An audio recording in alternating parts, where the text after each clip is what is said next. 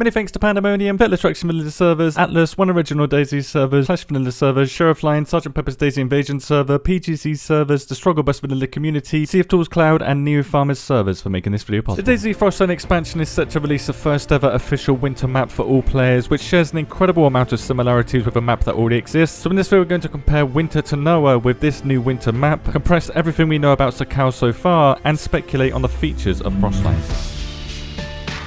Sakhal is based on the terrain of Tanoa, with it being confirmed that most of the landmass of Tanoa will be similar, if not identical, to Sakhal, but obviously in a winter setting. This can further be confirmed by counting the kilometers of landmass on Tanoa, which got me to 78 square kilometers when you count these red full squares and blue half squares. So when you combine it all together, that's 78 square kilometers, with the remaining landmass being around 5 square kilometers. That gets you to 83 square kilometers, which was confirmed as the landmass for Sakhal. If you combine this with the gameplay that we saw, the devs spawned in this village up here in the northeast, confirmed by the shape of the terrain here, with the volcano being much taller in the Sakhal's version and the coastline being extended on Sakhal too. Apart from that, the other parts of terrain we saw during the gameplay were extremely similar. This small inlet here, the island across the water, the locations of the 3 villages that we saw during the gameplay, and the view from the top of the mountain that they climbed from 2 different angles. The path they took was from this spawn point here to this village where they went fishing, and then over this hill to this village here, and then up the hill to this village, and then took a sharp left up to the top of this peak. From the peak, the devs free cammed across to the center of the main island. They then went around to settle in this position, confirming many different locations of Tanoa and how the terrain is going to be very similar on Sakhal. From all of this, I would say that this is enough evidence to say that this is going to basically be a wintry version of Tanoa. So when looking at the details of Tanoa, we can get a pretty good understanding of the layout of Sakhal. Sakhal is confirmed to have a map size that of Chernobyl, so when you overlay these maps together, they're the same size if you include the water, with the landmass of Tanoa or Sakhal being 83 square kilometers, the same as Tanoa, out of a possible 230 square kilometers, the same as Chernobyl. So Sakhal is not going to be small like a lot of people are theorizing. Squashing Tanoa, for example, into Chernobyl, we can see that it's at the very least half the size of the landmass, whereas at most it's 2/3 of the landmass of Chernobyl. Comparing the Mausk's landmass to Sakhal or Tanoa, it's 27 square kilometers. I was wrong in my previous video. The difference here then is absolutely immense, with us being able to squash 2 full Mausk landmasses into just the main island of Sakhal, which is likely where players will spawn. If players do spawn in the coastal village spawn points dotted around the outside of the main island, I'm guessing that's where they're going to spawn.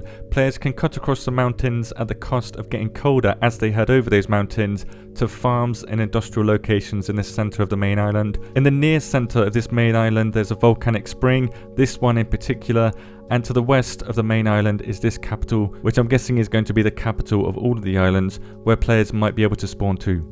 Trying to swim to the outer islands from any of these spawn points would likely remove a lot of your health, especially as a fresh spawn. You will likely die from the cold because you'll be wet on the other side as well. For this reason, and because bridges and ice sheets are confirmed, players will be able to cross choke points to gain access to these outer islands. I'm guessing they may have to go down here to this bridge or to an ice sheet that they're going to connect to one of these islands. Either way, there's going to be a choke point leading to these islands. My theory is that these ice sheets will connect most of the islands together in the shallow areas. As you can see here, the shallow water is, I'm guessing, going to be where the ice sheets are going to connect different islands together. There's no easy way to get from each island, and there's only 2 bridges on this map, so you're going to struggle getting across without getting wet unless you use the ice sheets. Given this layout and how deadly getting wet on this map will be, loot tiers will likely span outwards from the main island. So the main island will probably be tier 1 and 2, with the southern island here being one of the main military locations. It's been confirmed that Sakhal is protected from outsiders due to its naval significance, so this is a military area, and this location is perfect for a naval base. This is probably going to be the main military base in the area, but there are several airstrips on Tanoa too, which will likely cross over into Sakhal, but which ones will be military is unknown. For now though, we can confirm that the airstrip up the north here has been removed from the gameplay that we saw. If Sakhal's layout and loot progression does work this way, in that you spawn on the main island and good stuff is across these icy waters and you have to risk going past these choke points to get to that loot, it will make for an incredible map. I know there will be gatekeeping on here, but this will make the map a lot more interesting and a lot more PvP active. Tanoa is a fantastic map already, and with a wintry DayZ twist, it would likely be a favourite map for many. The main points of interest will be the much better looking volcano. This actually looks like a full-on volcano. You got the volcanic springs, if more than one exists. I do hope so, because this is a fantastic feature for the map. You've got the capital city, which is most likely going to exist, given this area is quite flat. You've got these several airports. How many exist, we don't know, but we do know that one will exist, this one here. You've got 2 bridges, of which maybe there will be more, and the naval base to the south as well.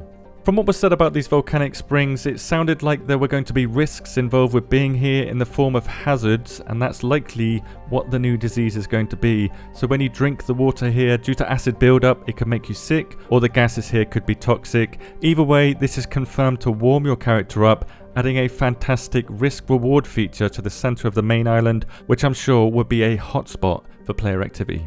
Around this area we'll mostly see villages, farms and industrial locations based on the teaser trailer, the images that we got and the gameplay, combining that information together, with a lot of new buildings being added with supposed secrets too.